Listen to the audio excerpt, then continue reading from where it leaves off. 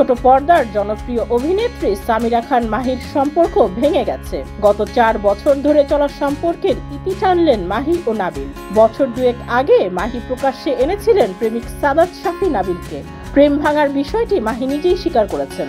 সামাজিক যোগাযোগ মাধ্যম ইনস্টাগ্রামে বেশ কিছু ছবি পোস্ট করে সামিরা খান মাহি লিখেছেন, গত কয়েকটা দিন ভীষণ কষ্টের মধ্যে কেটেছে। ট্রল হওয়া থেকে শুরু করে আমার বোনের বিয়ের দায়িত্ব বহন করা, আমার সম্পর্ক ভেঙে যাওয়া, সবকিছু মিলিয়ে আমি ভেঙে পড়েছি, হারিয়ে গেছি।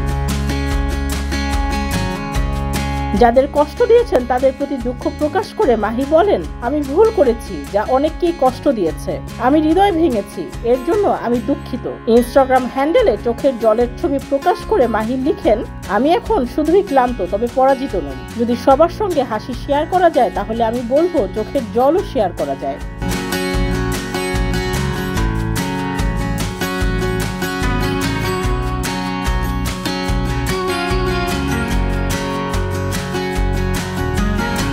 সামাজিক যোগাযোগ মাধ্যম ইনস্টাগ্রামের মাধ্যমে নাবিলের সঙ্গে মাহির পরিচয়। 1 বছরের বন্ধুত্ব, তারপর প্রেমের সম্পর্কে গেছেন বলে জানান মাহি। পরিচয়ের পর নিয়মিত কথা হতো তাদের। কথা বলা থেকে ভালো লাগা শুরু, এরপর প্রেম। 4 বছর সম্পর্কের পর অবশেষে বিচ্ছেদের কথা জানালেন অভিনেত্রী।